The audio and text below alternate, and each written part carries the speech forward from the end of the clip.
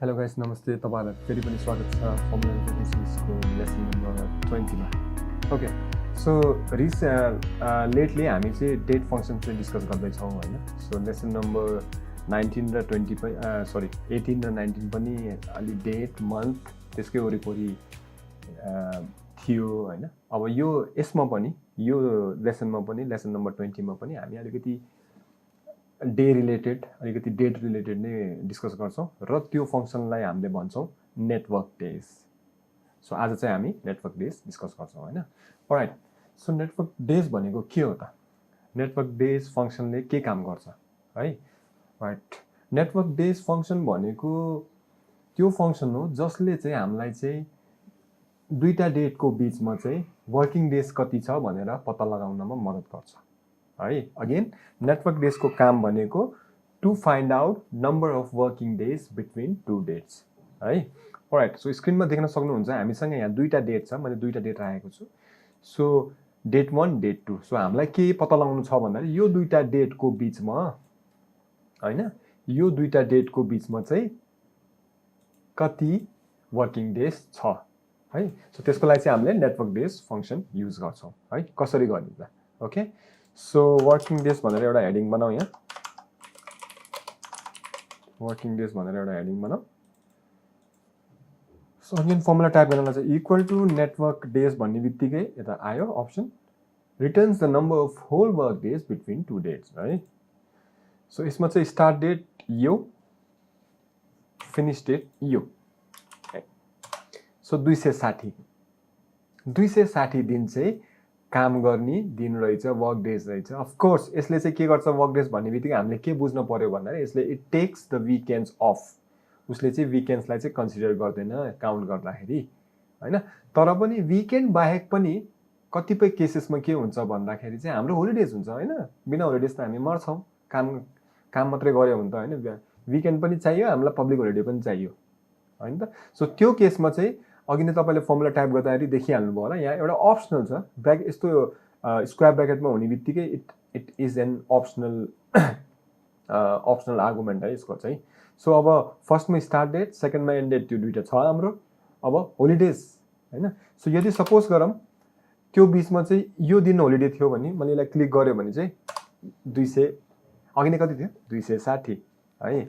So यसमा चाहिँ 259 भयो। एक दिन चाहिँ घट्यो किन भन्दा चाहिँ हामीले यसलाई चाहिँ एज होलिडे भनेर दियो हैन। ओके, अब किन भन्दा चाहिँ हामीसँग वर्षमा एउटा मात्रै होलिडे पब्लिक होलिडे हुँदैन हैन। त्यो त्यतिखेर चाहिँ हामीले के गर्छौं भन्दा चाहिँ सपोज हामीसँग त्यो सालमा यो सालमा हैन 1 जनवरी देखि 31 अफ डिसेम्बर हामीलाई चाहिँ यो सबै होलिडे छ हाम्रो, हामीले पाउन एन्टाइटलमेन्ट यो छ भने चाहिँ हामीले स्टार्ट डेट, एन्ड डेट अनि त्यसपछि हामीले होलिडेको रेन्जलाई चाहिँ यसरी सिलेक्ट गर्न पर्ने हुन्छ। त्यो गर्यो भने देन यु सी 256। अलराइट, हाम्रो यहाँ 256 आयो हैन। अघि नै चाहिँ हाम्रो कति थियो 260 थियो है।